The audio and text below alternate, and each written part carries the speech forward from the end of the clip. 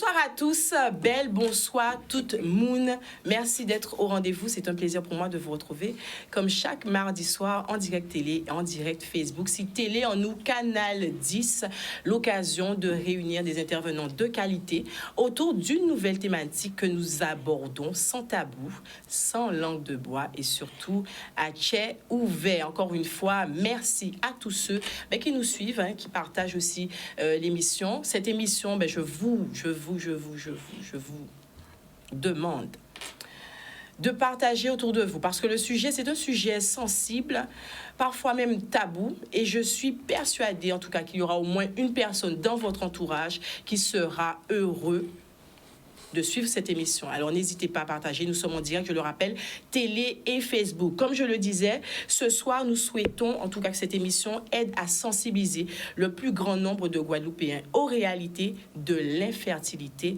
en Guadeloupe et lever les tabous qui pèsent sur cette problématique. Depuis 20 ans, le chiffre de l'infertilité n'a eu cesse d'augmenter et le nombre de personnes concernées devient un vrai problème. Ce soir, nous avons cette chance, cette opportunité d'accueillir 3 femmes, 3 parcours de vie, 3 histoires différentes, et elles ont accepté de venir en témoigner. Donc, avant de vous donner la parole, je tiens vraiment à vous remercier, puisqu'encore une fois, ce n'est pas un sujet que nous avons l'habitude d'aborder. Donc, encore une fois, merci pour le courage, merci pour cette disponibilité dont vous faites preuve ce soir.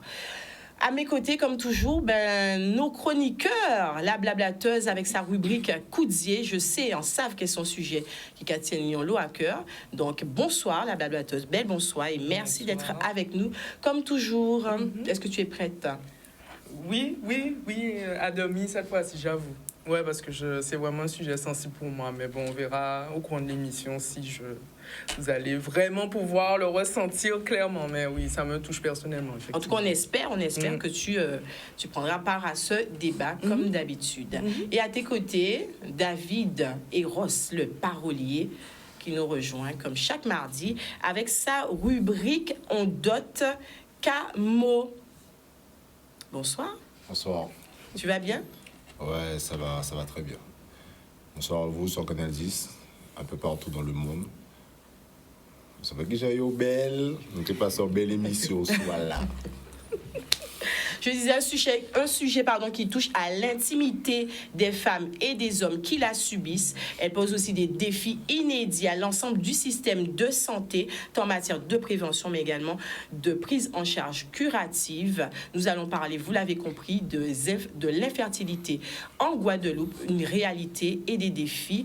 Pratiban la cisée, comme d'habitude, nous sommes entre nous.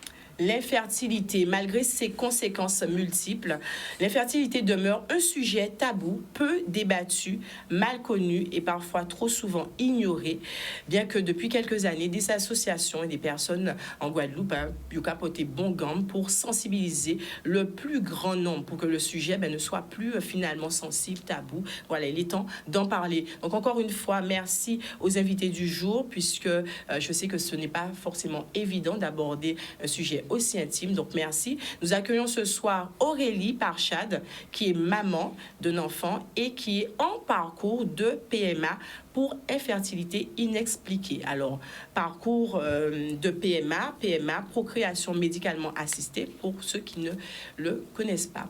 Merci Aurélie. C'est un plaisir de t'accueillir. Je sais qu'au début, tu étais un petit peu nerveuse. Donc, on espère qu'au fur et à mesure, détendez-vous avec nous. Oui, ça ira. En tout cas, merci infiniment. À tes côtés, nous avons Axel Gélas. Oui, c'est bien ça, j'ai bien prononcé? Exactement. Merci beaucoup, Axel, d'être avec nous. Tu es maman de 2 enfants, dont un enfant de 8 ans qui a été adopté. C'est cela. Voilà. Et tu as accepté de nous parler de ton histoire. Tu m'as dit, c'est mon sujet de prédilection. C'est ton sujet de prédilection. Merci pour ça, parce que oui, il en faut. Manuel également est avec nous, Manuel Naomi, qui est endo-girl, voilà, on le dit, endo-girl, et également membre de l'association Liquide Chocolat, qui active, hein, une association très active depuis déjà quelques années, quelques mois, on peut dire ça, depuis déjà 5 ans sur le terrain, et qui a, on va dire, subi ou choisi. Qui a eu recours, voilà. On va faire attention au terme, on a dit cette soirée, pour vraiment mettre les mots sur les mots. Qui a eu recours à ce qu'on appelle la cryoconservation d'ovocytes. Donc, en d'autres termes, la congélation d'ovocytes. Voilà. Ben, mesdames, encore une fois, merci infiniment. Alors, on l'a dit, l'infertilité a de multiples causes. Hein. Mais déjà, est-ce que, je vais vous poser la question, peut-être même sur le plateau, et les personnes aussi qui se joignent à nous, comment on pourrait définir l'infertilité? Souvent, on associe infertilité parfois même à stérilité, et ce sont 2 termes qui sont différents. Emmanuel? Effectivement, c'est important de le souligner parce qu'on associe souvent la stérilité à de l'infertilité, alors que pas du tout.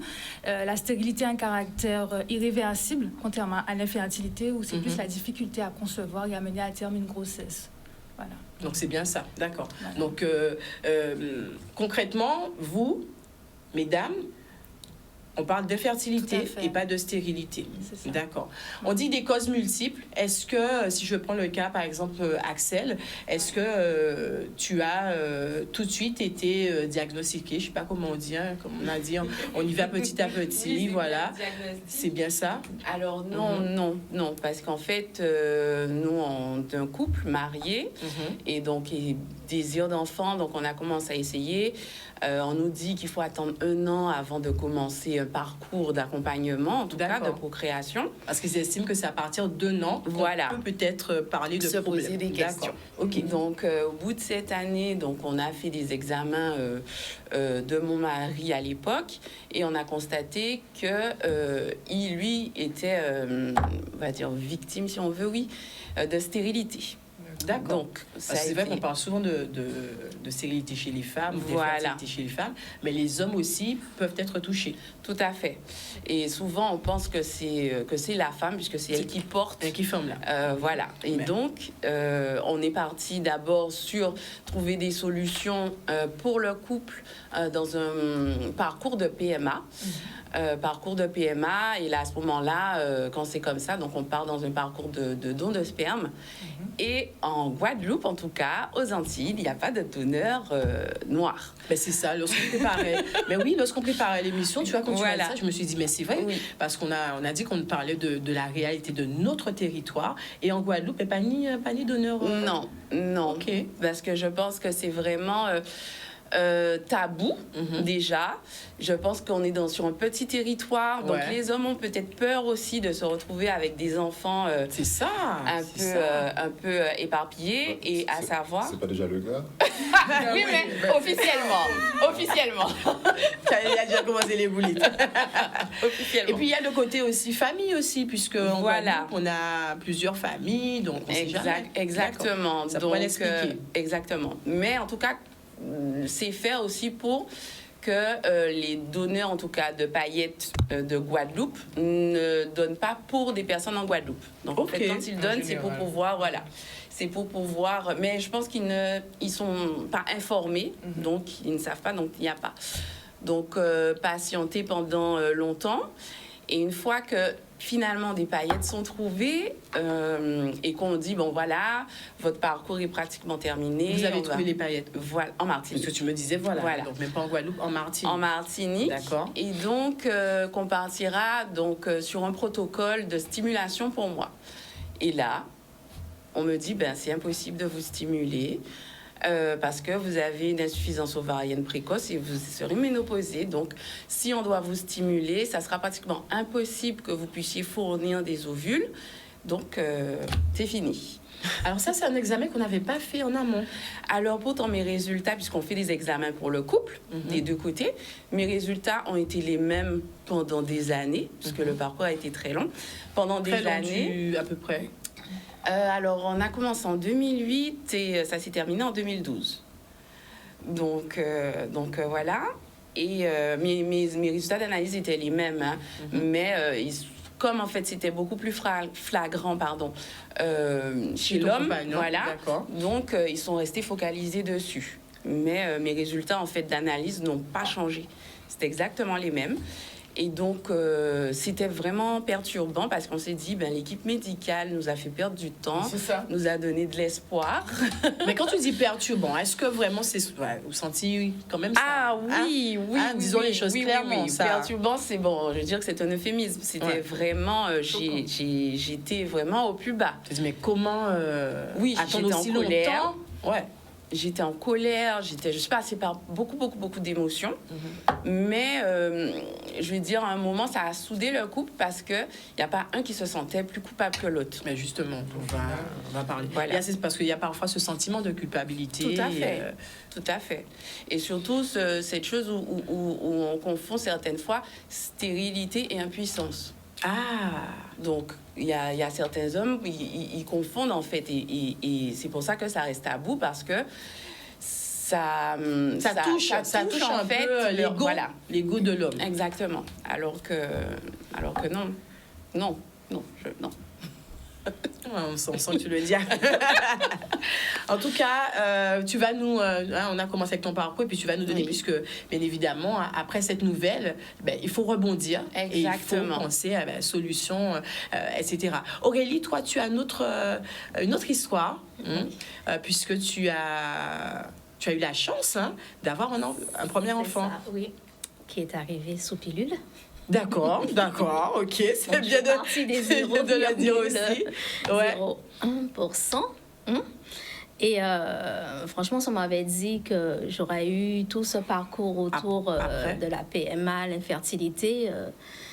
Non, puisque j'ai eu mon fils sous pilule. Donc c'est vrai que au début, avant ton fils, tu n'as jamais eu idée même de infertilité. Non, puisque de toute façon, c'était pas dans mon projet tout de suite d'avoir un enfant, voilà. Ouais. C'est sûr qu'on en voulait, puisqu'on était ensemble depuis un petit moment. On est ensemble depuis un moment. Ah, on est rassuré. Lui aussi, là, lui, il est rassuré, là. On est ensemble, depuis longtemps. Et on voulait des enfants, voilà. Et du coup, quand notre fils est arrivé, quand on m'a annoncé que j'étais enceinte, voilà, je suis enceinte, la grossesse se passe bien. Et à la sortie de l'hôpital, quand on passe, les médecins passent, quelle contraception vous allez prendre? J'ai dit non, je n'en fais plus, puisque j'ai l'intention de mettre en route dans la foulée. D'accord. Donc c'était ça ton projet. Après le premier, on balance tout de suite, voilà. Sur le deuxième, puisqu'on a quand même on a une situation stable à ce moment-là. Ouais. Donc, on se dit, il est déjà là, le premier, on y va. Et on n'était pas focalisé dessus. C'est à un moment, quand on prépare notre mariage, en 2016, donc 4 ans après la naissance du premier, on se rend compte que, Et là, ça commence à cogiter, puisque je n'ai pas de contraception. Et il n'y a rien. Il n'y a pas de bébé, il n'y a même pas un signe de début de grossesse, rien du tout. Donc là, on commence à s'interroger et on va voir notre docteur, notre gynéco, qui s'est occupé de ma grossesse. Et là, elle me dit, effectivement, elle attendait qu'on lui dise qu'on est prêt et tout, puisque, elle est bienveillante, donc elle ne va pas nous dire, alors c'est pour quand le deuxième. Elle est bienveillante. Oui. Moi, je trouve. Oui, je trouve. Parce que ça dépend des personnes aussi qui peuvent trouver le même docteur pas du tout non, mais tu sais pourquoi je te dis ça, parce qu'on a parlé de la bienveillance par rapport à cette question. Et du coup, je ne sais plus où est-ce que j'en étais. Ah oui, donc du coup, on lui dit que ça fait 4 ans. Déjà. On n'y arrive pas. Donc là, elle commence à regarder un peu. Elle ne nous a pas dit, il faut attendre 1 an. Ça fait quand même 4 ans, je n'ai pas de contraception. Donc là, elle regarde. Et elle me dit, effectivement, tu as une dystrophie ovarienne. Voilà. Et elle s'est rendu compte comment? À l'écho? À l'écho. Ok. Voilà, ça s'est passé comme ça. Et donc, je suis restée avec la même tête. Une dystrophie à ce moment, quand elle te dit ça, ovarienne, est-ce que tu sais? Non. Voilà, c'est ça. Et en fait, là, pour le coup, elle ne m'a pas expliqué davantage. Cette dystrophie ovarienne, c'était le signe du syndrome des ovaires polykystiques. C'est après qu'elle m'a expliqué ce que c'était. D'accord. Qui est la première cause de l'infertilité en France. Ok. Le SOPK. Donc, c'est de là que je comprends que j'ai toujours eu, en fait, les ovaires polykystiques et je ne sais pas comment ni pourquoi, cette première grossesse est arrivée. Ouais. Voilà. Et donc, du coup, après, s'en est suivi une stimulation ovarienne. Donc, on est rentré tout de suite dans le protocole PMA. Comment tu as reçu justement cette... On est rentré tout de suite dedans. Stimulation ovarienne sur 3 cycles. C'était un comprimé que je devais prendre sur 3 cycles, voilà, qui devait stimuler mon ovule. Sauf qu'avec le SOPK, j'ai des ovulations de très mauvaise qualité. Donc, même avec ces stimulations, ça n'a rien donné. Donc, après, j'ai eu une opération, le drilling ovarien, où on perce tous les petits follicules qui sont agglutinés autour de l'ovaire. Donc, ça a un peu dégagé mes ovaires, mais j'ai toujours eu des ovulations de mauvaise qualité. Et l'opération, tu l'as faite ici? Je l'ai faite ici, oui. C'est mon gynécologue qui l'a faite au CHPT. Comment tu t'es sentie dans ce parcours? Accompagnée, soutenue? Alors, jusqu'en 2019, voilà, parce qu'on a commencé la stimulation en 2017. Le drilling ovarien, c'était en 2018. Et après, nous sommes passés au protocole d'insémination. Très mal, puisque je n'en parlais pas. C'était juste mon époux et moi qui vivions la chose. Bon, j'en ai parlé à ma maman, mais ça s'est arrêté là. Et du coup, on était seuls face à ça. Et très mal parce que je m'en voulais. Je m'en voulais de ne pas procréer à nouveau. Je ne comprenais pas pourquoi. J'en ai voulu à mon corps, à mon ventre. Et ça s'est ressenti puisque mon ventre était gonflé. Je ne prenais pas de poids, mais j'en perdais pas. Et je gonflais. Et mon ventre était devenu mon obsession. C'était devenu mon obsession puisque je ne comprenais pas pourquoi j'ai eu un enfant. Ouais. Et pourquoi là, ça ne marchait pas. C'était toujours le même homme. On avait une condition stable. On avait une maison. On avait de quoi accueillir ce deuxième dans des conditions plus stables. Et pourquoi ça ne vient pas? Donc, je m'en suis énormément voulu. Pourtant, mon époux a été extraordinaire puisque j'ai pas eu de reproches, de commentaires sur mon corps qui gonflait, qui avait des bleus par rapport aux piqûres. Mais moi, en fait, je m'en voulais énormément. Et ça a fait une cassure. Une cassure, quand tu dis une Dans cassure? le couple. Une cassure dans le couple. Voilà. D'accord. Parce que du coup, comme je m'en voulais, j'étais énormément centrée sur mes émotions, sur ce que je vivais. J'ai vécu les 2 échecs d'insémination très difficilement, mais sans me demander comment l'autre le vivait. C'était moi, en fait. Pourquoi l'autre? Puisque c'est moi qui prends les piqûres. C'est moi qui dois aller faire les prises de sang tous les 2 jours. C'est moi qui dois aller faire des échographies. C'est moi qui ai le SOPK. C'est moi qui ne peux pas enfanter. J'ai l'impression que c'est moi, en fait. Ouais. Pourquoi moi? Après, je lui ai dit, ouais, mais toi, tout va bien. Ça s'en est arrivé à ce genre de paroles. Pour créer des conflits au sein du couple. C'est ça. Que toi, tout va bien, tu ne peux pas comprendre. Alors que oui, il comprenait en vrai.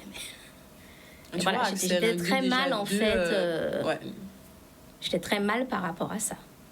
Et puis après, il y avait aussi le regard des autres, les remarques des autres. Oui, mais faut mettre en route, votre enfant a déjà 6 ans, il ne faut pas trop tarder. Mais voilà, mais c'est ce dont on parlait, tout à l'heure. Les questions parfois qui ne sont pas bienveillantes. Oui, il a déjà 6 ans, donc... Les gens pensent être bienveillants, parce que ceux disent qu'ils auraient aimé que la famille s'agrandisse, mais sauf que ça devient maladroit parce que tu ne sais pas... Au début, je le prenais très mal. Et entre 2019 et 2022, on a été dans une grande pause. J'ai même cru qu'il aurait fallu recommencer toutes les démarches pour relancer le parcours. Et là, j'ai pris beaucoup de recul. Je me suis dit, mais en fait, ils sont maladroits. Peut-être qu'ils veulent que j'ai un deuxième, je ne sais pas. Donc maintenant, quand on commence, oui, je mets la mine. Tu as adopté une nouvelle, ça ne vient pas. Et du coup, quand on dit ça ne vient pas, La personne est... La personne en face, tu sens cette... ouais, donc carrément. Mais maintenant, on dit, ça ne vient pas. Ouais, ça ne vient pas. Parce que oui, mais est-ce que vous essayez? Oui, enfin, il n'y a pas 10 000 façons d'essayer. C'est ça, en fait. Tu as connu ça aussi, Axel? Ah oui, oui. Parce que nous, on n'en avait pas. Donc, la logique voudrait qu'on se marie, on a un enfant. Donc, la logique, c'est ça. Voilà, c'est leur logique. Et donc, vous attendez quoi? L'horloge tourne, faire quelque chose. Voilà. Et faut donc, faire vite. voilà, exactement. Et donc, au début, on répondait, ah non, mais on profite de notre vie, on est jeune mariés, on n'a pas, voilà, on va voyager, on va profiter. Et puis, à un moment, moi, j'en ai eu marre et j'ai dit, on ne peut pas. Et là, la personne, d'accord. Ah ben, ce sont la toute petite, finalement. Exactement, exactement. Et certaines fois, ça peut être aussi un choix, parce qu'on oublie, mais c'est vrai, n'a pas forcément envie d'enfanter. Tout couple préfère être à deux et ils se sentent très bien comme ça. Donc, c'est vrai que les gens ont cette manie d'avoir une ingérence dans le couple et décider qu'il est temps de commencer, il est temps d'avoir un deuxième, il est temps d'avoir un troisième. C'est eux qui ont décidé. Ils te posent pas de questions. Non, il est temps. Quand tu aurais pu arriver avec une autre approche et dire, oh, maintenant que vous êtes mariés, est-ce que vous avez pensé à... Pose des questions. Mais même pose la question, c'est pas de déduction pour dire faut le faire maintenant, faut faire ci. C'est ça. Essaie de t'intéresser à la personne, à son mode de... Est-ce que si tu as deux garçons, on te dit, tu fais la fille. Finalement, il y a toujours une raison. Là, c'est une parole, là, c'est le classique. Alors là, fais la fille. On va revenir dans un moment, puisque suite à ce parcours, au début, on pose vraiment les débuts du parcours. Et puis, tu nous diras comment tu as surmonté cette culpabilité et comment tu es vraiment entré dans ce parcours de PMA et où ça en est aujourd'hui.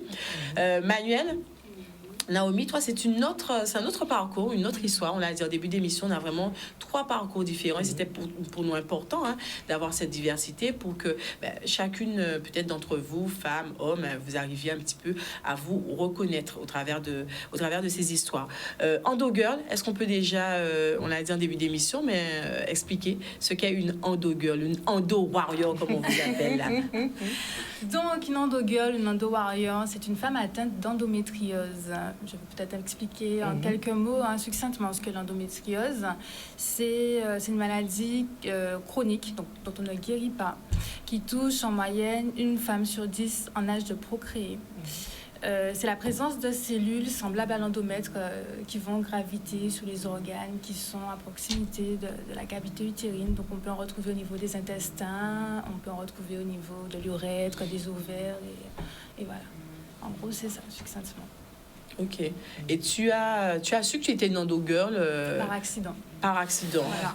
Parce que rien ne laissait présager que j'avais une endométriose, en fait. J'ai eu un parcours tout à fait normal. J'avais pas des règles spécialement douloureuses, incommodantes. Je pouvais vaquer à mes occupations. J'avais une vie vraiment normale. Je me projetais maman très jeune, à 23 ans, dans mon idéal. Ouais, c'était ça. Mère de famille nombreuse, avec 4 enfants. Voilà, c'est comme ça. Et un jour, un peu par accident, on me diagnostique une endométriose. Le coup de massue. Surtout que moi, la seule connaissance qui était vraiment très infime et la représentation que j'avais de la maladie, c'est l'infertilité. À l'époque, lorsqu'on t'a parlé d'endométriose, tu faisais déjà cette association. Oui, c'est ça. Et en fait, donc, on pose un diagnostic et tout de suite, la question qui vient, Madame, avez-vous un projet de grossesse? Et si oui, vous avez 6 mois à 1 an pour tomber enceinte. Ouais. Alors, c'était pas du tout dans mes projections à ce moment-là. Donc, quand on te dit ça, comment tu accueilles Je m'effondre. Cette nouvelle, ouais. Je m'effondre complètement parce que c'était pas dans mes projets, c'était pas du tout réalisable ni à court ni à moyen terme, en fait, d'avoir un enfant. Donc, je commence à me conditionner, à me dire que je n'aurai peut-être jamais d'enfant, en fait. On commence déjà à se résigner. Il y a plein de scénarios. Cette phase, on rentre dans cette phase tout de suite ou... Oui, parce que c'est violent. On ne sait pas ce qui nous attend, en fait. C'est assez perturbant, c'est assez intriguant. Et donc, on se pose 36 000 questions. On est là, seul avec son diagnostic. Donc, j'ai eu une chirurgie qui a suivi. Donc, on me dit, si vous voulez avoir un enfant, clairement, il faut envisager une chirurgie. Donc, je pars en France métropolitaine dans un centre spécialisé dans la prise en charge des femmes atteintes d'endométriose. Et pareil, là encore, le chirurgien qui me dit, Madame, vous avez 6 mois à 1 an pour faire un enfant. Et en fait, à force de s'entendre dire ça, on commence à l'intégrer, à se dire, bon, ben, il faut vraiment que ça devient obsessionnel. Ouais. Sauf que je n'étais pas prête, je n'étais pas préparée. Et puis pareil, à côté de ça, il y a aussi la pression sociale. La société nous fait croire qu'une femme accomplie doit être maman. Donc, quand autour de nous, les proches nous disent, c'est pour quand, faut pas tarder... les médecins nous le rappellent aussi, c'est violent psychologiquement. Et on sait que finalement, on a un corps qui est un petit peu dysfonctionnel. Et on doit l'accepter. Est-ce qu'un peu comme Aurélie, tu as eu cette phase où tu as eu du mal avec ce corps finalement? Complètement. Ouais. Complètement. Je me regardais souvent et des fois je me disais, mais tu n'es même pas capable de me donner cette chance. Je lui en ai voulu. Je m'en suis voulu aussi parce que je me suis dit, mais comment pendant tout ça d'années, tu n'as pas vu qu'il y avait quelque chose qui n'allait pas dans ton corps? Tu as une endométriose. En plus, quand on la diagnostique, elle est à un stade assez avancé. Je me dis, mais je suis passée pendant autant d'années à côté de ça. J'ai pas senti, j'ai pas vu de signe. C'est pas normal, je m'en suis voulu. C'est tout un processus, c'est tout un cheminement d'acceptation. Et aujourd'hui, je crois que j'ai pas encore pleinement accepté. Je cherche les causes, j'essaie de comprendre pourquoi. Okay. Est-ce qu'aujourd'hui, tu as pu poser des causes finalement? Alors, parce qu'on entend, comme on dit, hein, on en parle de plus en plus de l'endométriose, on entend des causes, chlordécone, perturbateurs endocriniens. C'est ça. Mes recherches m'ont souvent conduite justement à ces fameux perturbateurs endocriniens qui sont partout, qui sont dans les cosmétiques, qui sont dans l'alimentation, qui sont dans l'eau, qui sont... Et là, on parle de plus en plus de chlordécone. Donc récemment, je me suis dit, allez, vas-y, j'ai fait mes analyses, j'ai fait un test de chlordéconémie en me disant, peut-être que là, j'aurai un début de réponse qui expliquera pourquoi. Dans mon cheminement, il me fallait essayer de comprendre qu'est-ce qui m'avait conduite à cette pathologie que je n'ai toujours pas vraiment acceptée. Et malheureusement, les analyses n'ont pas été révélatrices de quoi que ce soit. Donc, c'est encore un peu frustrant pour moi. Je continue de cheminer, d'essayer d'accepter de cohabiter, en fait. Pour moi, c'est une forme de cohabitation avec la maladie qui est en moi. On entend souvent les endogirls parler de cohabitation, comme cohabiter avec un corps étranger et finalement tenter d'accepter. Tout à fait. Ouais, quand j'en parle, je dis souvent ma colocataire. Ma colocataire et donc plus récemment, toujours dans ce cheminement, je me suis dit, bon, écoute, en fait, je suis quelqu'un, j'aime l'anticipation. Hein. Je ne reste pas à subir les choses. Il y a la loi de la bioéthique qui, en 2021, a permis de légaliser en France la cryoconservation d'ovocytes. C'est une pratique qui se fait en Guadeloupe. Et donc, il y a quelques mois, je me suis tournée vers cette opportunité que j'ai acceptée. Alors, c'était une démarche personnelle? Personnelle. On ne te l'a pas proposée? C'est-à-dire qu'on sait, quand on est atteint d'endométriose, que notre réserve ovarienne, de toute façon, elle est altérée et elle va diminuer plus rapidement que celle d'une femme qui n'est pas atteinte d'endométriose. D'accord. Donc, on a un peu cette horloge biologique et cette pression au-dessus de notre tête, en fait, qui plane. On sait que plus les années vont passer et plus les chances de procréer naturellement vont s'amoindrir. Donc, je me suis dit, allez, vas-y, mets toutes les chances de ton côté et tourne-toi vers la cryoconservation. Ce que j'ai fait, et je tiens à préciser que pareil, là aussi, on le fait parce qu'on se dit on veut mettre toutes les chances de notre côté, mais psychologiquement, c'est éprouvant en fait, mine de rien. C'est là on se dit, mais je m'inflige tout ça, physiquement, psychologiquement, et on regarde autour de soi et on voit toutes ces femmes qui ne passent même pas par un dixième de ce parcours qu'on passe, et on se dit, waouh, on aimerait avoir cette chance en fait, de ne pas s'infliger autant, c'est hyper douloureux. C'est vraiment hyper douloureux, même si on est entouré de personnes profondément bienveillantes et soutenantes, personne n'aura les mots suffisamment justes pour pouvoir nous soutenir pleinement dans ces moments-là, sincèrement. Tu en parles avec beaucoup, beaucoup d'émotions et franchement, on sent l'authenticité. Ça te touche encore beaucoup, hein? Oui, tous les jours, j'y repense, tous les jours. Il y a toujours quelque chose qui me ramène à cette réalité. Toujours. Aurélie, je t'ai vue à côté. Hein. Tu avais... ce sont des mots qui te touchent aussi? Tu te reconnais dans ce qu'elle dit? Oui, tout à fait. Parce qu'on voit d'autres femmes, même si quand tu te rends sur les lieux médicaux, tu es mélangé. Après, je comprends, hein, c'est vrai que, bon, là, ce serait compliqué peut-être de faire un espace à part. Enfin, pour moi, ça me paraît logique, en fait. Si on est victime ou si on subit ce genre de choses ou si on a une maladie qui veut qu'on soit, on ne soit pas comme les autres, même si on nous dit tout le temps qu'il faut être intégré, etc., c'est difficile quand on arrive dans le parcours de soins, qu'on se retrouve dans les salles d'attente avec des femmes qui ont leur grossesse, tout se passe bien, on entend leurs mots, elles parlent de leur vie, de maman, des fois de manière très naturelle, où elles vont même te poser des questions, savoir pourquoi tu es là, etc. C'est pour ça que quand Manuel parle de la douleur, c'est vrai que ça, déjà, pour moi, c'est une douleur indescriptible quand on se retrouve dans cet espace clos où on a des réalités différentes qui se confrontent face à nous. Parce que même, tout dépend de là où on va. Moi, je sais que je le dis parce que je le vis personnellement, surtout actuellement, mais ça, justement, est-ce que tu peux... En parler? Ben oui. Ah ben moi c'est... Oui, donc... oui, je voulais pas monopoliser la parole ce soir. Je suis la chroniqueuse après tout. Mais oui, c'est vrai que je suis également une femme victime d'infertilité, si on peut dire ça comme ça. Sachant que moi, en plus, je n'ai même pas de diagnostic. Hein. J'ai toujours été en bonne santé. Et jusqu'à présent, on n'explique pas pourquoi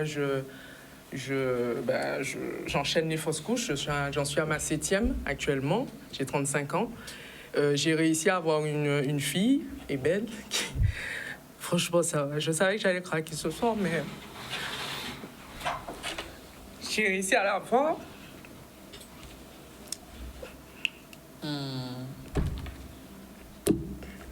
Tu veux faire une pause?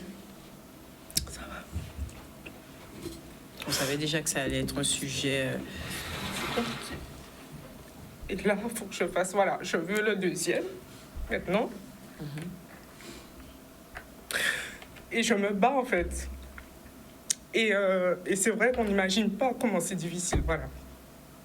Et j'essaie de me reprendre. Mais c'est super dur, parce que quand on a été, en plus, en bonne santé, et qu'on n'est pas capable de poser un diagnostic, c'est surtout ça. Moi, je sais pas, en fait. Il n'y a pas de cause. Ouais. Non. C'est juste que, voilà...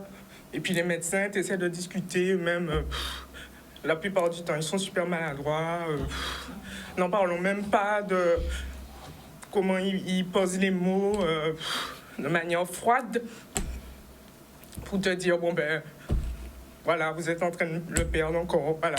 C'est des mots comme ça qu'on entend. Et on te dit, ben, rentre chez toi. Tout simplement, voilà. On n'a pas de suivi psychologique, on ne nous propose pas. Quand on fait face à ce genre de situation, on le vit et puis t'es là, des fois tu sors à des heures pas possibles des urgences. Tu te retrouves dans ta voiture et tu accuses le coup, quoi. Tu te dis, mais encore. C'est ça, encore et encore. Et tu sais pas combien de temps. Et moi, je sais même pas pourquoi. Donc, ce qui fait que je me dis maintenant, c'est vrai que j'en viens presque à rigoler que maintenant. Et encore, c'est la preuve. Mais je dis que j'ai un abonnement. Voilà, quand j'arrive, j'essaie de même plaisanter avec le personnel soignant. Je dis, ben voilà, bon, bientôt vous me donnez ma carte, hein, parce que là, j'ai déjà vu qu'on va se voir. Enfin, j'essaie en fait de vivre ça, mais c'est vrai que c'est difficile. Je souhaite ça à personne parce que le système est tellement froid, comme je le répète avec ça. Donc, on a l'impression que... Et pourtant, hein, comme tu as dit en préambule, hein, l'infertilité augmente, mais on a l'impression qu'il n'y a pas la mesure de ça, que j'ai même l'impression que comme ça augmente, ça devient une banalité. Ça devient une banalité, et ça, c'est l'erreur. C'est ça, est-ce que vous avez cette impression, mais que, au-delà de vos parcours respectifs, mais que, bon, finalement, c'est devenu banal? Oui. Tabou, mais en même temps banal. Oui, vraiment? C'est entre les deux, c'est ça. C'est entre les deux. Moi, je sais que je me suis fait la réflexion quand j'ai entamé le parcours de PMA. J'ai dit, mais c'est bizarre, il y a quand même beaucoup de couples dans la même tranche que moi qui sont là en train d'attendre, parce que le service était à côté. Donc je dis, il y a quand même quelque chose. Je pense que dans les années, je faisais mes propres films. J'ai dans les années 80, je suis de 82, il y a quelque chose qui s'est passé, qu'on a donné aux mamans, c'est pas possible. Donc tu avais déjà cette réflexion. Oui, je l'ai eu en tout cas. C'est bizarre. Mais, et je comprends la blablateuse, c'est que on nous lâche, on nous dit, moi je sais qu'on m'a dit, voilà, c'est fini. Mais pourquoi j'ai ça, je ne sais pas. Ma grand-mère a fait 10 enfants. Ma mère a fait 4 enfants dans son dernier à 50 ans. Donc, je suis dans une famille où la fertilité, elle est... Voilà. J'avais beaucoup de filles dans ma famille. On est vraiment nombreuses. Donc, chaque année, c'était par 2, par 3 qui étaient enceintes. Et j'étais contente pour elles. Mais en même temps, j'étais curieuse. Je me dis, mais qu'est-ce qu'on ressent? Ça fait quoi? Il y a certaines qui avaient peur de me dire qu'elles étaient enceintes. Ça aussi? Oui, parce qu'on se dit, bon, moi, je peux, elle peut pas, ça va lui faire de la peine. Ouais. Donc, en même temps, ça fait encore plus de peine parce que on se sent exclu. Ouais, on se sent exclu. Bizarre, mais le fait de... Et je comprends, on se comprend, je pense, c'est vraiment de ne pas avoir d'explication et que le corps médical n'en donne pas. J'ai dû voir au moins 10 gynécos différents et c'est le dernier qui a pu m'expliquer ce que j'avais. Il y a un qui m'a dit, bon, si on vous a dit ça au service PMA, c'est que c'est ça. Il y a un autre qui m'a dit, non, mais de toute façon, comme vous serez ménopausée, vous aurez des problèmes hormonaux, voilà, vous aurez des traitements, vous aurez des compléments alimentaires, parce que quand on a ça, quand on est jeune, vous aurez des compléments alimentaires à vie. OK. Donc voilà, et on nous lâche avec ça, et bon, la patiente suivante, allez-y. Et on est obligé de faire des recherches psychologiques aussi. OK. Obligé de faire des recherches seul, d'essayer de comprendre d'où ça vient, voir l'arbre généalogique, qu'est-ce qui s'est passé, est-ce que c'est de ce côté de la famille. Enfin, pourquoi mais là, on parle dans tous les sens, en plus. Oui, oui, c'est ça. Dit, pourquoi moi, j'ai rien fait. J'estime que voilà, je n'ai rien fait au monde. Je suis arrivée dans ma fratrie, tout va bien. Pourquoi moi, je n'y arrive pas. Et là, c'est vrai que son témoignage m'a beaucoup touchée parce que moi, je me disais ça toujours. J'ai dit, dans mon malheur, j'ai de la chance. Parce qu'en fait, j'ai pas eu cette souffrance de fausse couche, qui pour moi est la souffrance ultime. Et je dis que, voilà, je me disais, bon, prends du positif. En fait, voilà. On essaie de s'accrocher à quelque chose. C'est ça. Et en se disant, mais t'as quand même pas vécu des choses où d'autres personnes vivent beaucoup plus difficilement. Donc, mais c'est vrai qu'on est lâché sans suivi psychologique et on est obligé de trouver des solutions seules. Parlons de solutions. Parce que c'est ça aussi, hein, trouver des solutions, rebondir, comme on le disait. Exactement. Donc moi, en plus, c'est arrivé, le diagnostic est arrivé au moment où, dans mon travail, on m'avait fait une mobilité imposée. Donc là, j'ai fait un burn-out total. Hein. J'ai dit, si le professionnel, ça va pas, le perso, ça va pas. Je suis restée 2 mois où j'étais en arrêt. Et là, j'ai dit, non, je crois que j'ai touché le fond. Je peux pas aller plus au fond. Donc, il faut remonter. Donc, au niveau personnel, qu'est-ce que je peux faire? Pour être maman, qu'est-ce que je peux faire? Et je me suis rappelé qu'à mes 14 ans, je me suis toujours dit, si je peux pas avoir d'enfant, j'adopterai. Je sais pas pourquoi. Tu avais... Ouais. Voilà. À mes 14 ans, j'ai dit, je vais adopter si je ne peux pas avoir d'enfant. Et là, je me suis dit, c'est la solution. Je ne peux pas avoir d'enfant. Il y a forcément un enfant qui ne peut pas avoir de parents. Donc, on va essayer de voir ce qu'on peut faire. De faire cette belle rencontre. Exactement. Et donc, on est entré dans ce parcours. Donc, faire le deuil de cet enfant naturel qui a pris du temps. Et après, on a pris la décision de rentrer dans le parcours d'adoption. Donc, parcours d'adoption, il faut d'abord avoir un agrément. Donc, on est suivi par le conseil général. Donc, on est vu par un psychologue, une assistante sociale qui fouille au plus profond de notre vie. Axel, dis-nous pourquoi tu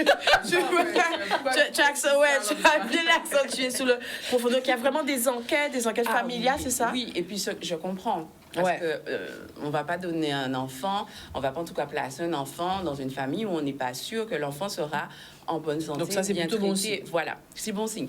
Mais quand on le vit C'est différent. Donc, il pose beaucoup de questions sur le couple, sur le projet, également sur la famille, les frères, les sœurs, les parents, les grands-parents. Est-ce qu'ils acceptent? Comment ils verront? Comment l'enfant sera accepté et tout.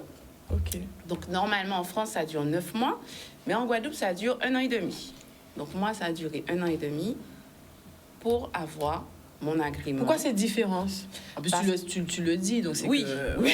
En tout cas, à l'époque. Peut-être que maintenant, ça fait 8 ans. J'espère en tout cas que ça a évolué. Ouais. Mais il y avait un sous-effectif au Conseil général. Donc, il y avait des difficultés pour avoir des rendez-vous. C'était au niveau des démarches administratives. Exactement. Hein? D'accord, ok. Donc, tu as plusieurs rendez-vous, une enquête donc, psychologique séparément à le couple. On vient au domicile, ils viennent vérifier le domicile, si on peut accueillir dans de bonnes conditions un enfant. Et ils nous expliquent en tout cas qu'ils ne cherchent pas un enfant à des parents, mais ils cherchent des parents à un enfant. Et c'est une grande différence. Mais justement, quelle est la différence? La différence, voilà, la différence, c'est que c'est pas nos besoins qui sont pris en compte, c'est les besoins de l'enfant. C'est-à-dire, lui, par rapport à son histoire, son vécu, quel parent qui serait plus à même à s'occuper de lui, à lui donner de l'amour, à le faire grandir, voilà. Si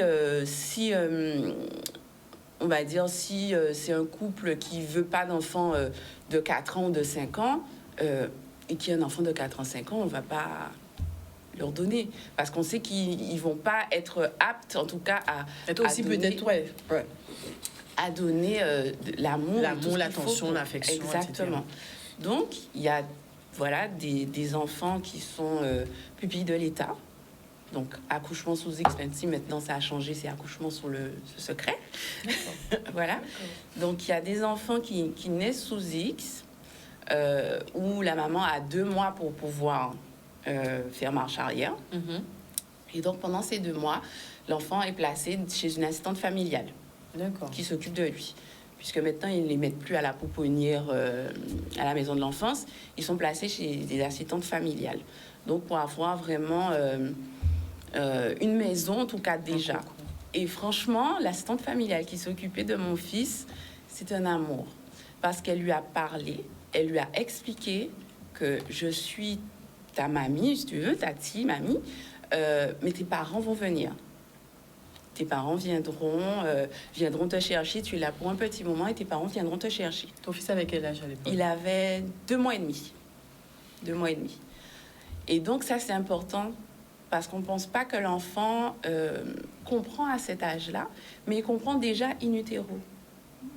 Donc, lui, son histoire, c'est que lui, il est déni de grossesse. Sa mère biologique a fait un déni de grossesse. Donc, il a déjà une histoire où c'est quand même assez difficile. Donc après, il passe à l'hôpital et après chez l'assistante familiale. Et pour en revenir en tout cas sur le parcours, donc 1 an et demi l'agrément, donc c'est fait. Et après, moi je pense que c'est parti pour 5 ans parce qu'on nous dit que c'est extrêmement long. Et donc on s'est dit, bon, on profite en attendant, on patiente tout simplement. Et puis, la veille de mon anniversaire, 10 mois après, je reçois un coup de fil. Et on me dit, Marie-Gila, ça va? Mais voilà, votre dossier est passé en conseil de famille et vous allez être maman. Donc, qu'est-ce qu'on ressent là? Qu'est-ce qu'on ressent? J'étais dans tous mes états. Je regarde le téléphone, j'ai raccroché, j'ai appelé tout le monde. Voilà, j'étais super contente. Tu l'avais déjà vu? Non, je ne savais pas si c'est un garçon ou une fille. Voilà, et après... Tu as accouché? Oui, c'est ça en fait. C'est ça. Ouais, c'est beau. C'est ça. J'accouchais et après, on nous a convoqués au Conseil général et c'est là qu'on a pu le voir en photo. On a pu le voir en photo et moi, c'était bon, c'est mon fils. Tout de suite, la connexion s'est faite. Oui, c'est bon, c'est mon fils, c'est lui, voilà. Et après, il y a 1 semaine d'apparentement. Donc, pendant 1 semaine, on doit faire le va-et-vient chez l'assistante familiale pour qu'il puisse s'adapter, en fait, et nous connaître. Et on m'avait demandé de dormir avec un t-shirt, quelque chose. Voilà. Et donc, j'ai donné, il avait mon odeur. Et franchement, c'était un coup de foudre. Quand on l'a vu la première fois, il a un peu pleuré parce qu'il ne connaissait pas. Mais ça, c'était juste 1 heure. Et après, quand on a commencé l'apparentement chez son assistante familiale, il est venu sur moi. Je lui donnais le biberon, je lui donnais le bain. L'assistante familiale, même, elle était... Voilà, je vous laisse faire, c'est votre enfant. Et on faisait des va-et-vient, on partait en promenade, on revenait pendant 1 semaine. Et la première nuit qu'il a passée à la maison, donc j'ai mis coucher, j'ai tout préparé et tout, il a dormi jusqu'à 10h du matin. Ah ouais. Alors j'ai dit... Est-ce que c'est... Je regardais, je venais, oui, respire, oui, c'est bon et tout. Et il était, mais d'un calme. Serein. Serein. Et pendant l'apparentement, il me regardait, mais vraiment comme s'il me scannait. Ah, c'est toi, on m'a dit que tu viendrais. Mais c'est toi, en fait. Et on a eu cette connexion, tout de suite. Et même physiquement, on me dit qu'il me ressemble. Et j'ai vraiment eu l'impression qu'il m'a scanné et qu'il s'est transformé. Ah, non, c'est mignon.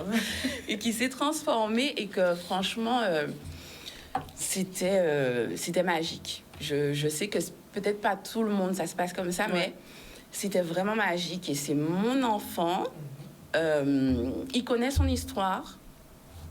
C'est pas un sujet tabou pour moi. C'est ce que tu me disais dès le départ. Oui, c'est pas un sujet tabou, donc j'ai fait en sorte qu'il connaisse son histoire avec des mots d'enfant, mais qu'il connaisse son histoire. En tout cas, c'est possible. En tout cas, très belle histoire. La blablateuse, comment tu te sens? Ah oui, ça va mieux? Oui, c'est bon. Là, ça va. Et puis, elle me fait plaisir avec son parcours. Je trouve ça beau, en fait. Je me donne même envie d'adopter. Oui, moi aussi, c'est vrai. Pourquoi pas penser à cette option-là aussi, c'est vrai. Hein? Comme quoi, hein? C'est pas forcément les liens de sang, c'est pas ça, en fait, la parentalité, forcément. Du tout. Du tout. C'est pour ça qu'on a essayé vraiment de choisir des histoires différentes, encore une fois, pour que les femmes puissent se reconnaître. Vous restez avec nous? On fait une courte page de publicité. Merci encore d'être là. Et on se retrouve dans un instant. Merci à tous de rester connectés. On revient. Déshabille. Bonsoir Magali Déshabille, on t'écoute. Alors, c'est avec, je dis bonsoir à tous ceux qui sont sur le plateau. Bonsoir. Bonsoir. Et je vous souhaite une bonne année. Merci Magali. Et je dis, c'est avec beaucoup d'attention que j'écoute cette émission ce soir, parce que moi-même aussi, j'ai eu enfin, je me reconnais un petit peu dans chaque femme qui sont actuellement sur le plateau, hein, dans mon parcours, de ce que j'ai eu à vivre, à subir, hein, plus ou moins. Ouais. Et là, ce soir, je me console parce que je dis que je ne suis pas la seule. Voilà, c'est ça. Et c'est vrai que on n'a pas souvent le soutien des fois des proches ou peut-être de ceux qui nous entourent au quotidien, pardon. Et en fait, c'est vrai que moi aussi, j'ai pas d'enfant, j'ai 48 ans, mais avec le temps, j'ai appris à vivre avec. C'est-à-dire que j'ai connu des moments, effectivement, de pleurs ou de disant aussi, m'en voulant, pourquoi je ne peux pas avoir un enfant, parce que moi-même, je suis enfant unique. J'ai pas de frère, j'ai pas de sœur. Alors, je me disais que je ne me reconnaissais pas comme une femme. Voilà, je disais, je suis pas femme, parce que j'ai pas d'enfant, je suis pas femme. Et avec le temps, dans les vies professionnelles où j'ai eu à travailler, j'ai souvent joué le rôle de la mère pour des familles dans des métiers, en fait, tout ce qui englobe la précarité, etc. Et c'est vrai que même au sein de la famille, hein, j'ai une filleule, voilà, que je reconnais, que j'estime que peut-être que j'ai une fille, peut-être d'adoption, voilà, qu'on peut dire. Quand on est marraine, on dit des fois on joue le rôle de la mère. Maman, hein, tout à fait. Tout à fait. Ça. Et moi, aujourd'hui, je peux dire que je suis une femme épanouie. Pourquoi? Parce qu'à travers tout mon parcours, un moment, je me suis remise en question. Je me suis dit, Magali, tu n'arrives pas à avoir d'enfant, mais tu auras un rôle dans cette société. Alors, dans tous mes métiers que j'ai eu à faire, j'ai toujours joué le rôle de la tati, de la maman, et je me suis sentie utile Aujourd'hui, j'ai 48 ans, je travaille dans la santé. Je fais un travail fondamental tous les jours avec des mamans, justement, qui sont en précarité, des jeunes mamans monoparentales qui élèvent seuls leurs enfants, et je donne des conseils. Voilà. Alors, j'estime que j'ai un autre rôle. Voilà. J'ai dit que, finalement, j'ai un autre rôle de cette société, sur la terre, voilà. Et que si Dieu ne m'a pas donné d'enfant, c'est parce qu'il voyait que peut-être que je n'aurais peut-être pas eu la capacité de l'élever, ou bien peut-être je n'aurais pas été aussi efficace que je suis actuellement. Voilà. Alors aujourd'hui, je vous dis les filles, tenez bon. Vous êtes peut-être pas mère, mais vous êtes les mamans de tous les enfants qui sont soit en déviance dans la société, soit aussi peut-être, si malheur arrive dans une famille, que vous aurez aussi à jouer un rôle de mère. Voilà. Et je sais que vous avez des capacités. Vous êtes des femmes très belles sur le plateau ce soir. Je vous félicite pour votre courage. Et moi-même, j'ai pris aussi mon courage à deux mains ce soir pour témoigner. Beaucoup me reconnaîtront par ma foi. Voilà. Et ce soir, j'en parle avec beaucoup d'émotion parce que je me suis reconnue dans chacun d'elles qui sont sur le plateau ce soir. Et je vous dis, nous calcoulons parce que nous sommes des femmes. Et nous avons été femmes en société là. Et femmes qu'elles nous y est, même si nous ne sommes pas maman, mais nous sommes des femmes et nous sommes mamans à tout ces monde qui en développent en société là. Bon courage à vous. Merci infiniment, Magali, pour ton témoignage. Merci infiniment. J'ai vu que ça t'a touché. Hein. Oui, ça fait vraiment effet de résonance en moi, en fait. Ça me parle complètement, tout ce qu'elle dit. Ce sont des mots que tu accueilles avec espoir, avec je me reconnais. Ouais. Je me reconnais. J'aime les enfants. Dès que je vois un enfant quelque part, je ne suis pas insensible. Les enfants viennent toujours se coller à moi. Et je me dis pareil, je lâche prise. Je ne me mets pas de pression. Au début, c'était angoissant pour moi. Mais aujourd'hui, je lâche prise, j'accepte. J'espère effectivement d'enfanter naturellement ou par le biais de l'aide médicale à la procréation. Mais je me dis, si ma mission, elle est tout autre. Elle peut être aussi de donner... Moi, j'ai tellement d'amour à donner, ça peut être aussi ça, donner de l'amour à tous les enfants que je côtoie. Ça peut être aussi d'être, pourquoi pas, un modèle, un exemple pour d'autres femmes, pourquoi pas, qui se reconnaîtront à travers mon histoire. Voilà, ça peut être ça aussi ma mission de vie, tout simplement. Ouais. Oui, c'est ça. Ouais. Très touchant. La batteuse. Tu as quelque chose à rajouter avant de passer à ta Non, on peut passer à ma chronique. J'ai hâte de parler du projet de Sandrine ce soir. Eh bien, c'est parti pour la rubrique Coudier. Bon, on va rester en France.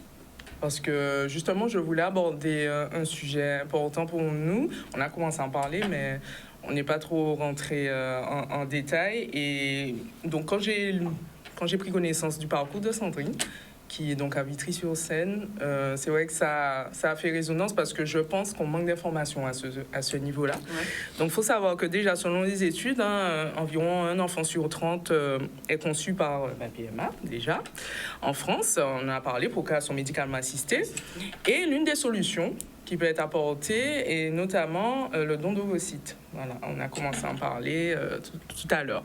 Du coup, mais il faut savoir qu'en France, donc en Guadeloupe aussi par résonance si on peut dire, on estime la moyenne d'attente d'une femme noire en termes de dons à 8 ans. Vous vous rendez compte comment c'est énorme. 8 ans pour recevoir un don en moyenne, alors que c'est 2 ans pour les femmes blanches. Car, mine de rien, et j'en viendrai par la suite, je vais développer en racontant l'histoire de Sandrine, les femmes noires veulent recevoir des dons de femmes et avoir un enfant qui leur ressemble. Voilà. C'est ça le problème, parce que justement, et même... Et c'est encore pire, là, je parle de femmes en couple. Là, c'est le chiffre pour les femmes en couple, mais les femmes célibataires stériles, il faut savoir que c'est encore pire. Les minorités ethniques, c'est quasiment impossible, en fait, de trouver un don. Donc, il faut se le dire. À l'heure actuelle, en 2023, il est quasiment impossible, actuellement, en France, pour une femme célibataire, du coup noir, de pouvoir trouver un don.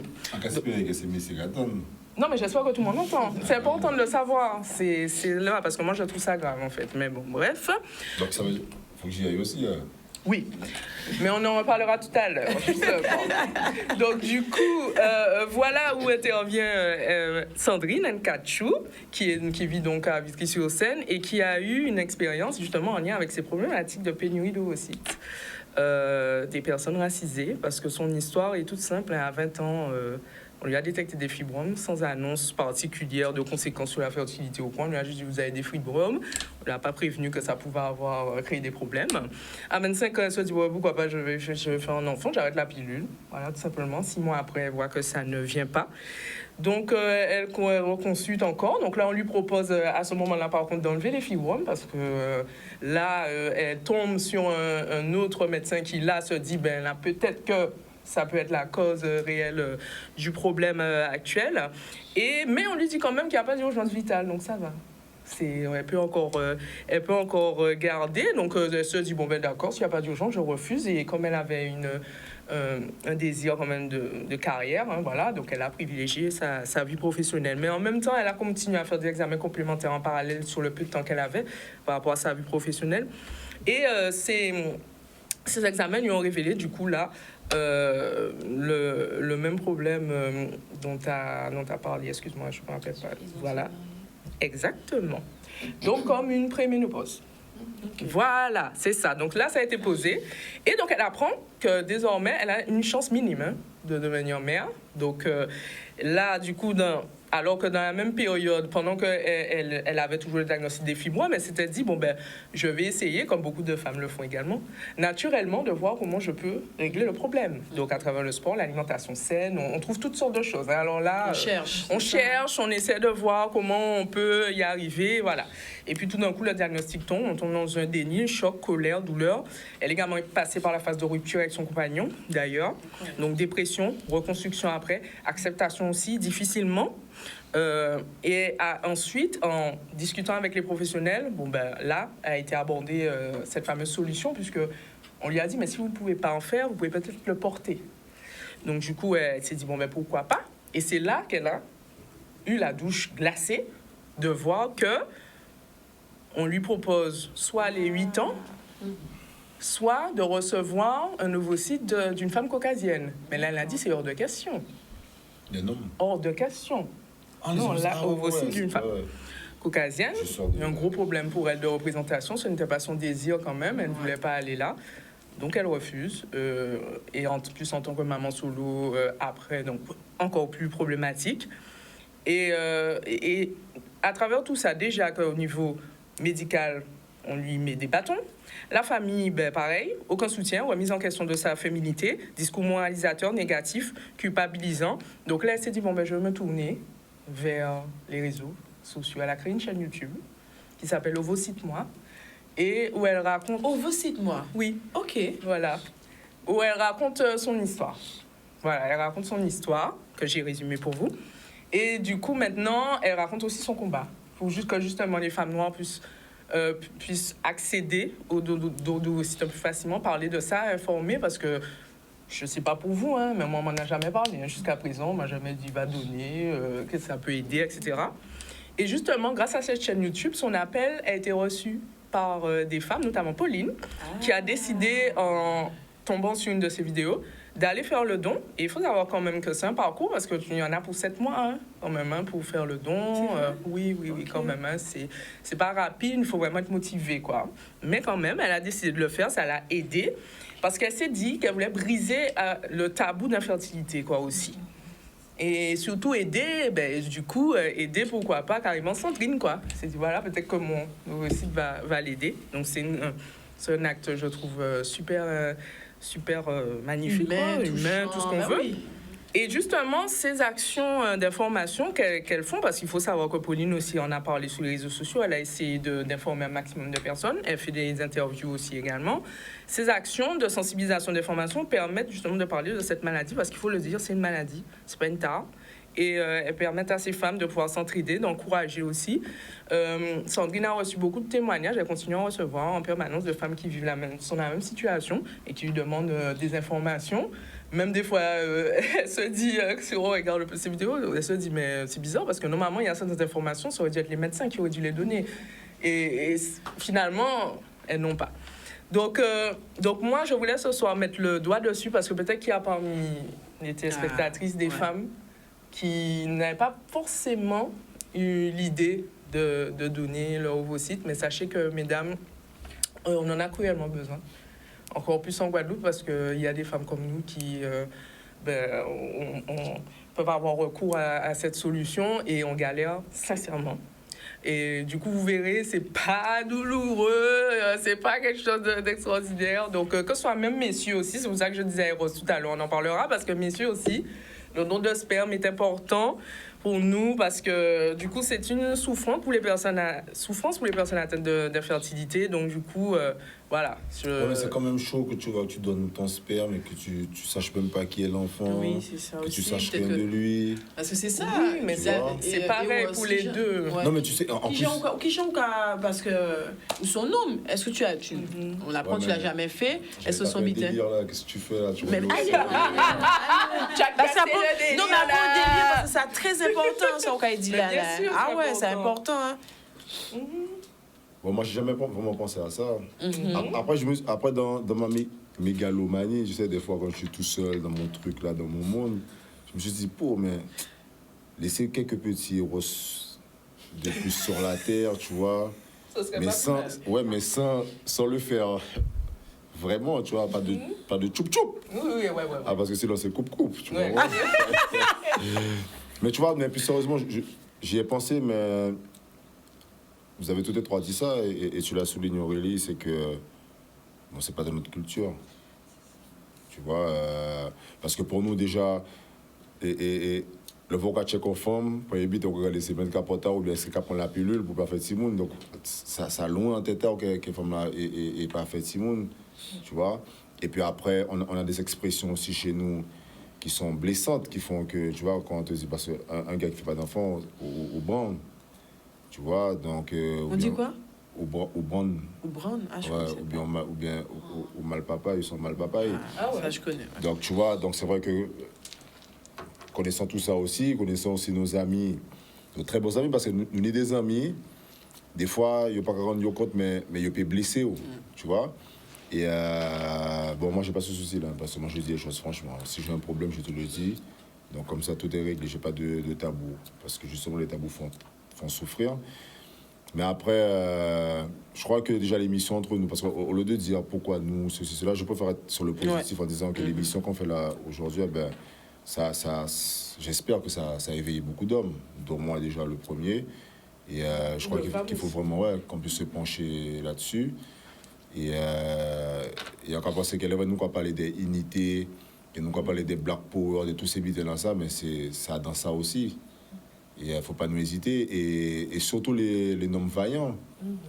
Parce que nous sommes des noms vaillants en pays là. Nous sommes des gens qui ont bêché, qui ont réfléchi, qui ont compris net. Et ça t'est bien que c'est nous là ça. Va d'avoir... Bon, ça aussi, je me pose la question. Est-ce que vous savez... Est-ce qu'on sait si... Le gars qui fait don de sperme, est-ce que c'est un truand? Parce qu'il y a aussi les gènes. Non, c'est anonyme. Mais en fait, comme elle disait tout à l'heure, le don ne va pas être forcément utilisé en Guadeloupe, en fait. C'est ça qu'il faut pas croire qu'on va tomber sur... Non, mais c'est même pas... Ouais, mais tu vois, il y a ça qui me... Mais c'est ça, même qu'on ne peut pas être utilisé en Guadeloupe, et la demande est en Guadeloupe, parce que si on a envie de faire un don, je sais pas pour toi, si tu as envie de faire un don, peut-être que c'est ça pour la communauté. Ah, donc ça veut dire que si on fait des dons, ici, ça sera... C'est géré au niveau national. Ah, mais tu vois, ça... C'est géré au niveau national. Peut-être qu'ils veulent éviter les problèmes de... Consanguinité. Exactement. C'est ça. Ouais, parce que c'est anonyme. Ouais, mais il y a ce problème-là, ça, mais... Oh, ça c'est grave, ça, de ne pas savoir c'est qui. T'imagines si c'est un malade mental? C'est important, ça se dépend. Oh. Et puis... C'est la France. Ouais, et puis après, sans vouloir être... Oui, bien sûr. Ouais, sans vouloir être méchant, hein. Mais c'est ça, on choisit carrément couleur de... Il y a beaucoup de gens qui sont schizophrènes, tu vois. C'est ça. Donc, est-ce que, et en tant que nouvelle maman, parce que pour vous aussi, c'est la roulette russe. Mais ouais, parce que tu sais pas sur quel fond tu vas tomber. Oui, mais après, je pense quand même qu'il y a des critères. Attention. Est-ce qu'on peut l'encadrer? Oui, quand même. C'est pas le tout venant qui va... Quand même. Ah oui, oui. Donc ça veut dire que le père, ouais. Bâti d'examen, mais comme il disait, lui parle de le côté psychologique. Ça, c'est différent. Finalement, ça, c'est différent. C'est ça. Si la personne a une pathologie, exactement. son profil, enfin, il y a plein de paramètres à prendre en compte qui ne sont pas négligeables. Mais ne va pas freiner les gens. Non, mais tu vas jouer La profondité, ça aide. Ça peut aussi être des personnes qui sont en parcours de PMA et qui ont fini et qui ne veulent plus d'enfants au lieu de détruire en fait. Mais c'est justement ce que je me disais. Ça moi, si j'arrive à mon objectif, pourquoi pas aller faire un autre aussi si je peux, si finalement. Une fois que c'est terminé, le projet est terminé. Une fois que tu sais, voilà, tu n'en veux plus, tu as fini. Aider quelqu'un, c'est comme le don d'organes, quoi. C'est ça. Axel, je suis sûre qu'on parlait de ovocytes moi, mais toi tu me disais aussi que ça avait été difficile aussi de trouver le... Oui, parce qu'en fait la solution qu'on nous proposait c'était un don de sperme et don d'ovocytes. Ouais. Donc là j'ai dit si c'est juste pour être mère porteuse d'un enfant qui n'a aucun lien vraiment avec nous et qu'en plus on serait obligé soit d'aller en Espagne, puisqu'à l'époque, voilà, c'est pas en France, aller en Espagne ou aller en Belgique. Enfin, c'était tout un parcours et qui, en plus, n'était pas remboursé puisque c'est pas en France. Au final, j'ai dit non, la solution qu'on me propose, c'est pas celle qui me conviendrait. L'adoption, je préfère. Donc, je me suis tournée. Ça a été un choix, une décision commune? Alors, ça a été une décision qui a été apportée par moi. C'est moi qui ai vraiment voulu. Et après, lui, il a pris du temps à se décider, mais il a suivi tout de suite après. Et franchement, ils ont une relation. C'est son fils. C'est notre fils. C'est notre fils, même si actuellement on n'est plus ensemble, on est séparés. Mais c'est notre fils et on a une relation de coparentalité qui est très saine parce qu'on a fait en sorte de le protéger, de le préserver. Même si ses parents sont plus ensemble, mais par rapport à son parcours de vie, qu'il ne soit pas, qu'il parte pas en tout cas dans la vie avec un autre bagage qui ne lui appartient pas. Et donc on a fait en sorte que ce soit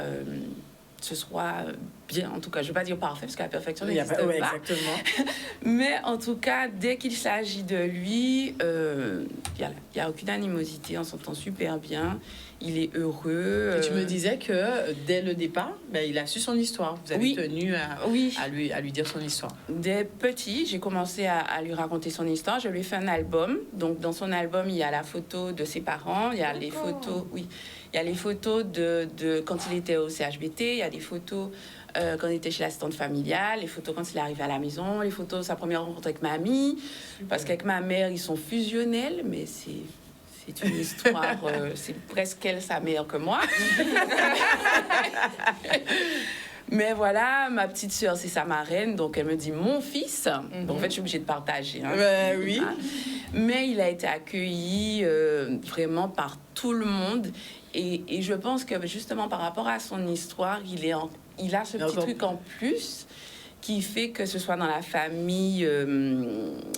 petite famille, grands-parents, oncles, tantes, et la famille élargie, c'est lui. Après, quand on n'est pas habitué, au début, c'est une petite curiosité, puisque ça reste tabou, les gens ne disent pas quand ils ont adopté. Il y a certaines femmes qui le vivent vraiment difficilement et des fois partent et reviennent avec un enfant comme si elles avaient accouché. Oui. Oui, elle laisse un délai. Voilà. Et donc, parce que c'est difficile, c'est pas... Même si moi, j'en parle parce que moi, je trouve ça merveilleux. Tu en parles, effectivement. Mais ça a été aussi... ça n'a pas été difficile pour toi d'en parler à ton entourage? Pas du tout. Ouais. Moi, une fois que j'ai su qu'il arrivait, que c'est bon, je serai maman, c'est acté, j'ai appelé tous mes oncles, j'ai appelé toutes mes tantes et je leur ai dit, je vais être maman. Parce que comme on m'a pas vu enceinte, on me voit avec un enfant. Ouais. Donc, j'ai appelé, je leur ai dit, voilà, je vais être maman, j'ai adopté un petit garçon, voilà. Et voilà. Et j'ai même fait une fête avec mes cousines de rencontre, de présentation. J'ai attendu 2 semaines. Et après, j'ai dit, voilà, je vous présente mon fils. Elles sont venues avec des cadeaux. c'est vraiment c'est membre à part entière. Membre à part entière. Alors, on pose quand même une question. Enfin, c'est pas une question, mais ça m'interpelle. Miraculeuse Aline Montella qui nous dit « Je souhaite adopter, mais en Guadeloupe, dur. » Ben, toi qui passais par ce parcours, que dirais-tu à Miraculeuse? Mais déjà, est-ce qu'une femme seule peut adopter? C'est compliqué. C'est plus compliqué. Hein. Voilà, c'est possible, mais c'est plus compliqué. Ok. C'est plus compliqué. Dur, ça, je pourrais... Chaque couple a son histoire. La seule chose, c'est que le Conseil général, qui est en charge, en tout cas, de l'aide sociale à l'enfance, a ses propres critères, à savoir quel couple qu'ils vont accepter en tant que parents, même si il n'y a rien qui soit en contre-indication avec l'agrément. Psychologiquement, financièrement, tout va bien, donc vous avez votre agrément. Mais l'agrément ne vaut pas adoption. Ah ouais. On peut avoir un agrément qui est valable 5 ans et ne jamais devenir parent adoptant. Durant le laps de temps Durant le laps de temps de l'agrément, et on se retrouve à devoir refaire un agrément. Pourquoi? Parce que selon leurs critères, ça peut être de l'âge, de certaines choses, ou dans le panel de couples qu'ils ont, il y a un autre couple qui va correspondre mieux à l'enfant qui est adoptable. Et c'est pour ça que on peut très bien avoir eu l'agrément il y a 1 an et être parent adoptant avant quelqu'un qui a eu son agrément il y a 3 ans. D'accord, ok. Alors, puisqu'on a une page de pub, avant, il y a Miraculeuse qui nous dit oui, c'est possible d'adopter seul. Hein. Oui, donc que ce soit un homme ou une femme. Et qui nous dit, moi également, je le dirai à l'enfant qu'il a adopté, madame, vous avez bien raison, il faut en parler très tôt. Voilà, eh ben, on se retrouve, vous restez avec nous, hein? Merci d'être là. Courte page de pub, à tout de suite.